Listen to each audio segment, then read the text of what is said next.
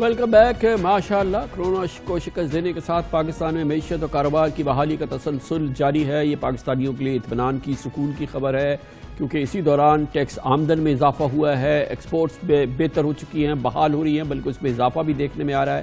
صنعتی سیکٹر اور large scale manufacturing اور روپے کی قدر میں بھی بہتری آ رہی ہے, استحکام آ رہا ہے, اور زر مبادلہ کے ذخائر میں بھی استحکام دیکھنے میں آیا ہے, بلکہ بہتری دیکھنے میں آئی ہے. اس کے ساتھ ساتھ ٹیکسٹائل, سیمنٹ, سٹیل,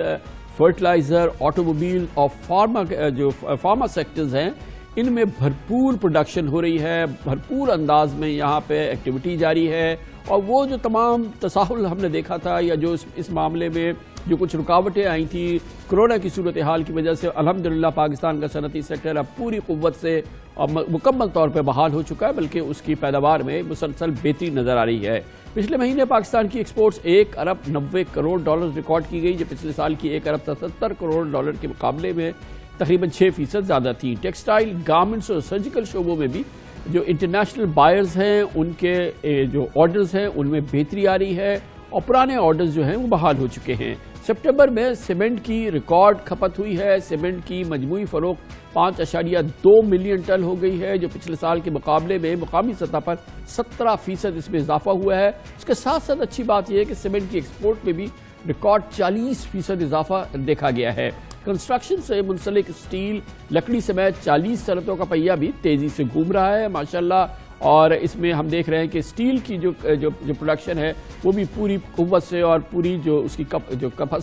کیپیسٹی ہے اس کے لحاظ سے جاری ہے. اس سال اس کی پہلی کوارٹر میں, پہلی سہ ماہی میں ایف بی آر نے 1 ٹریلین روپے کا ٹیکس کلیکشن کیا, جو توقع سے جو اس کا ہدف تھا اس سے 29 ارب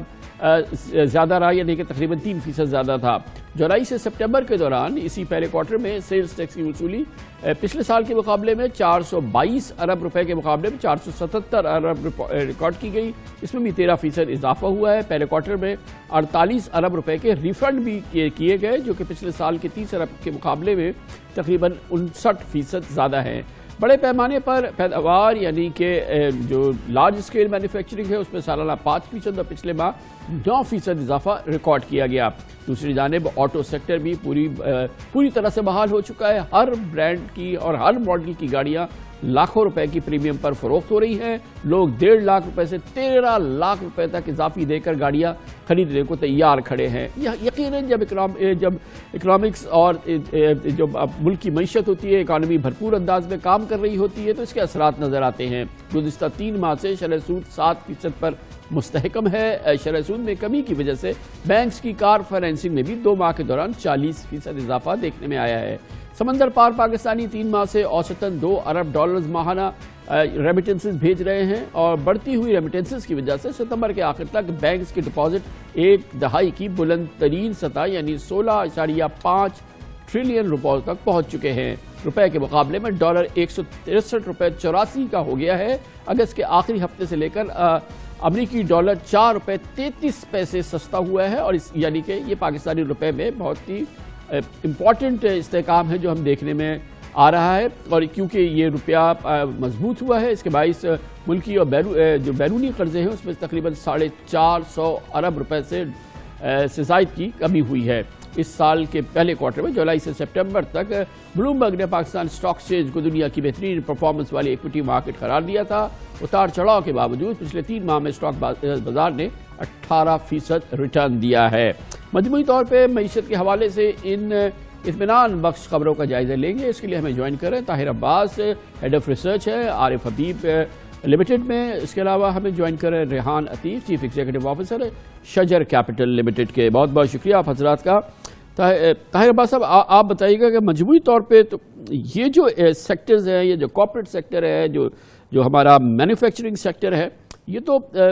پری کووڈ زمانے میں جو کہ ایک اچھا ہمارا زمانہ ہوا کرتا تھا اس لیول پہ ریسٹور ہو چکا, اور کہیں کہیں بہتری بھی آ رہی ہے مزید. جی بالکل، اس میں جو ہے وہ جس طرح اکانومی اوپن اپ ہوئی ہے، لاک ڈاؤن ختم ہوا ہے، تو جو ایک ریوائول آف ڈیمانڈ ہے وہ ہمیں ہوتا ہوا نظر آ رہا ہے. اگر ہم فرسٹ کوارٹر میں سیمنٹ کی سیلز کی بات کریں وہ تقریباً 20% ایئر آن ایئر بیسس پہ جو ہے وہ اوپر ہے. اسی طرح فرٹیلائزر میں بھی جو ہے وہ تقریباً 5 سے 6% جو ہے وہ ہم نے گروتھ دیکھی ہے. اگر ہم آٹو سیکٹر کی بات کریں تو وہاں بھی تقریباً 4 سے 5% ایک کوارٹر میں جو ہے وہ year on year growth I ہے، اور آگے جاتے ہوئے بھی لگ رہا ہے کہ جون تک جو ہے وہ یہ سیکٹر بھی گرو کرے گا. ٹیکسٹائل سیکٹر میں اگر ہم دیکھیں تو جیسا بھی آپ نے کہا کہ ہمارے پاس جو آرڈر ہیں، جو ہمارے ایکسپورٹ اورینٹڈ سیکٹر ہے، اس میں جو ہے وہ ایک اچھا پائل اپ ہمارے پاس آرڈرز کا ہوا ہے، اور آگے چلتے ہوئے ہم لوگ دیکھ رہے ہیں کہ اگلے 9 مہینوں میں اس میں بھی گروتھ کا مومنٹم جو ہے وہ کنٹینیو کرے گا. تو آپ نے جس طرح بات کی کہ جو پری کووڈ لیولز ہیں اس پہ مورلیس اس سے بہتر لیولز پہ جو ہے وہ اس وقت. ایک اور اچھا انڈیکیٹر ہے جس کا ابھی ہم نے ذکر نہیں کیا کہ جو موٹر بائکس ہیں ان کی بھی جو پروڈکشن ہے لوکل اور پھر ان کی جو سیلز ہیں وہ بھی کافی روبسٹ ہو گئی ہے. جی بالکل، یہ جو ہے وہ کووڈ کے بعد اس میں کافی ڈکلائن آ گیا تھا، لیکن جب جیسے جیسے اکانومی کھلی ہے جولائی کے منتھ سے اگر ہم آن ورڈ دیکھیں تو اس میں بھی جو ہے وہ آن ایوریج 10 سے 12% کی ایئر آن ایئر بیسس پہ گروتھ آ رہی ہے. تو اس سے یہ پتہ چلتا ہے کہ اکانومی میں جو ہماری پرچیزنگ پاور ہے وہ آہستہ آہستہ ریوائیو ہو رہی ہے، اور اکانومی جو ہے وہ ایک نارملائزیشن فیز کی طرف جو ہے وہ موو ہو رہی ہے. ریحان عتیق صاحب، آپ یہ بتائیے گا کہ اس کے نتیجے میں جو کہ ہم یہ پورے کارپوریٹ سیکٹر کی ایک ریوائیول دیکھ رہے ہیں یا ریسٹوریشن دیکھ رہے ہیں، اور اللہ کے کرم سے ہم کہہ سکتے ہیں کہ آج ہم کہہ رہے ہیں کہ کووڈ سے یہ سیکٹرز ہمارے متاثر نہیں ہوئے ہیں. تو اب جب ان کے ریزلٹس آئیں گے، جب ان کی ارننگز آئیں گی، اوبیسلی یہ بڑا امپورٹنٹ ہوتا ہے کسی بھی مارکیٹ کو جانچنے کے لیے کہ پھر ان کے ریزلٹس کیسے آتے ہیں، وہ پروفٹس بناتے ہیں، وہ اپنی ارننگز کیسی شو کرتے ہیں. تو اب ہم دیکھیں گے کہ جو آئندہ جو ارننگز آئیں گی وہ بہتر ہوں گی. جی بالکل کامران صاحب، اگر آپ یہ دیکھیں پاکستان ان چند ممالک میں سے ہے جو کہ کووڈ سے سب سے کم متاثر ہوئے ہیں. آئی تھنک جو ہم نے شروع کے فرسٹ کوارٹر میں دیکھا تھا کہ لوگ ایک تھوڑا سا نروس تھے یا نیگیٹو تھے، آئی تھنک اس فیز سے ہم نکل آئے. آئی تھنک اور باقی جہاں تک آپ نے بات کی ارننگز کی، وہ تو آف کورس ہماری امپروو ہو رہی ہیں، اور خاص طور پہ اگر آپ یہ دیکھیں جو ریفارمز ہم نے سٹارٹ کیے ہیں اس کا جو ایکچوئل آپ کو رزلٹ نظر آئے گا وہ نیکسٹ ایئر نظر آنا شروع ہوگا. جیسے کنسٹرکشن سیکٹر ہے، اس سے لنکڈ کافی سیکٹرز ہیں جو کہ بیسک کمپنیز ہیں جو کہ بیسکلی افیکٹڈ ہے. ابھی فرسٹ کوارٹر یہ اس سیکشن میں اگر آپ دیکھیں لوگ اپنے آپ کو چینلائز کر رہے ہیں، موبلائز کر رہے ہیں، فنڈس کو نئے پروجیکٹ اناؤنس کر رہے ہیں. تو اس کے باوجود اگر آپ دیکھیں سیمنٹ سیکٹر اور اسٹیل سیکٹر وہ آؤٹ پرفارم کر رہے ہیں. تو جب یہ پروجیکٹ ایکچولی سٹارٹ ہوں گے جو کہ ٹیکنیکلی اگلے 2 سے 2.5 سال میں آپ دیکھیں گے ایک میجر کنسٹرکشن سیکٹر میں آپ کا ریفارمز آئیں گے، ساتھ ساتھ ڈیمانڈ کریٹ ہوگی. اصل چیز اب ہمیں ہے کہ ہمیں اسمال اور میڈیم سائز جو کمپنیز ہیں ان کے اوپر فوکس کرنا ہے، اور کنسٹرکشن سیکٹر جس پہ گورنمنٹ نے بہت فوکس کیا اور بالکل رائٹلی کیا ہے، اس کو بیسکلی ہم نے اب اگلے 1.5 سے 2 سال میں ڈیمانڈ کریٹ کرنے کے لیے یوز کرنا ہے. اور اس میں آپ کے فائنینشیل سیکٹر کا بہت میجر رول ہوگا کہ آئی تھنک وہ کس طریقے سے مارگیجز کو سپورٹ کرتے ہیں اور اس کو اون کرنا پڑے گا. اس میں بڑی ابھی آپ نے دیکھا کہ ڈیولپمنٹ ہوئی ہے کہ ایک تو سینٹرل بینک نے، اسٹیٹ بینک نے بینکوں کو یاد کرایا ہے کہ انہیں یہ ہاؤسنگ فائنینس میں جو ہے وہ بالکل ایکٹیولی پارٹیسپیٹ کرنا ہے. اس کے جو ہے انہوں نے مختلف تھریش ہولڈز بھی بنائے ہیں، اور اب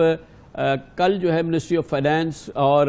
جو ہمارے نیشنل ہاؤسنگ جو نیا پاکستان ہاؤسنگ جو پروجیکٹ ہے اس کے درمیان ایک MOU بھی ہوا ہے جس کے ذریعے حکومت پاکستان اپنے فائنینسز بھی ریلیز کرے گی، اور پھر دوسری جانب اسٹیٹ بینک اور بینکوں کے درمیان یہ ہو رہا ہے. تو ایک بڑی میسو ایفرٹ ہے جو کہ حکومت کی جانب سے، بینکوں کی جانب سے، سینٹرل بینک کی جانب سے جاری ہے کنسٹرکشن کی جو انڈسٹری ہے اس کو آگے بڑھانے کے لیے.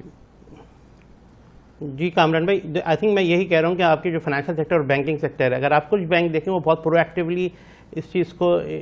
پبلسائز بھی کر رہے ہیں اور سوشل میڈیا پہ بھی کر رہے ہیں، جس میں نیشنل بینک ہے، بینک آف پنجاب ہے، اور اس طرح اور دوسرے بینکس ہیں جو اس کو اون کر کے ایکٹیولی پارٹیسپیٹ کر رہے ہیں. اس میں مجھے صرف یہ ہے کہ باقی بینکنگ جو سیکٹر کے جو بڑے بینکس ہیں ان کو بھی چاہیے کہ وہ آئی تھنک اپنی اس کی ایک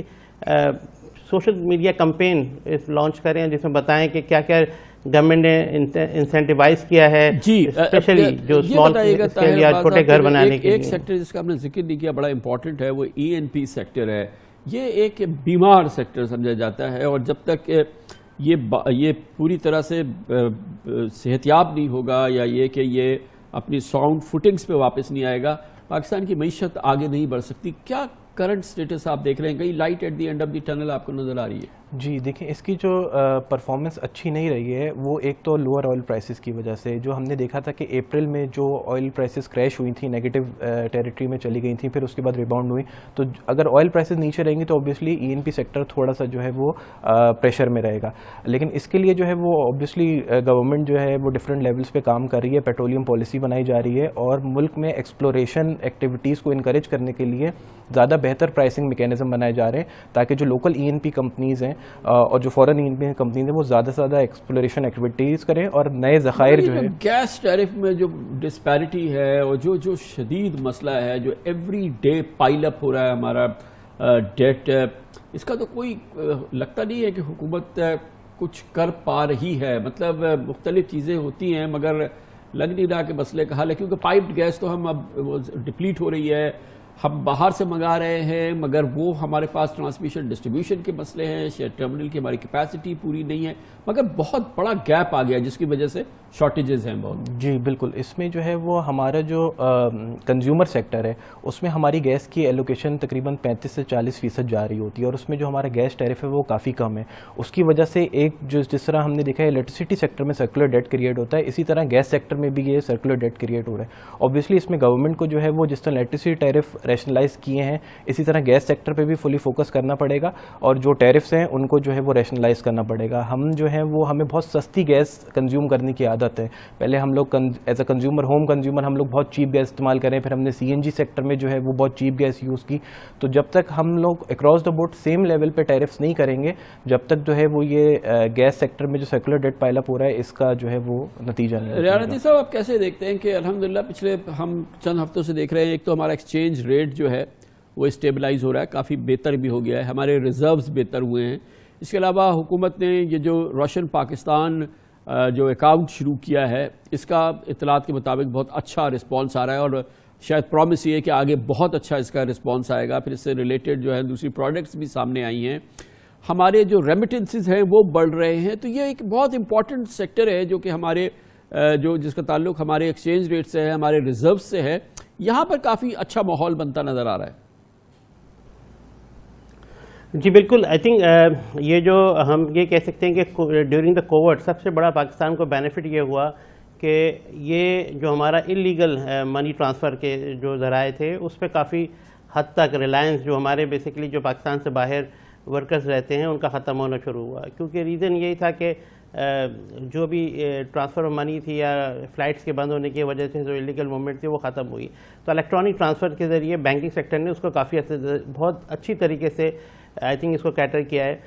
اوور آل اگر آپ دیکھیں سب سے بڑا بینیفٹ ہمیں یہ ہو رہا ہے کہ وہ پیسہ جو انلیگل چینل سے آتا تھا اور یہ ایکسچینج کمپنیز اور جو منی چینجرس ہے اس کو ہولڈ کرتے تھے تاکہ ایک پرائس میکینزم وہ اپنی مرضی سے ڈرائیو کر سکے، وہ ختم ہو گیا ہے. اب بینکس کیونکہ آتے ہیں اور امیڈیٹلی کیونکہ بینک ایک ریگولیٹڈ مارکیٹ میں کام کرتے ہیں تو جو بھی فلوز آتے ہیں وہ فوراً مارکیٹ میں اس کو سیل کرنے آ جاتے ہیں، جس کی وجہ سے اگر ہم دیکھیں تو لاسٹ 1.5 سے 2 مہینے میں آپ کو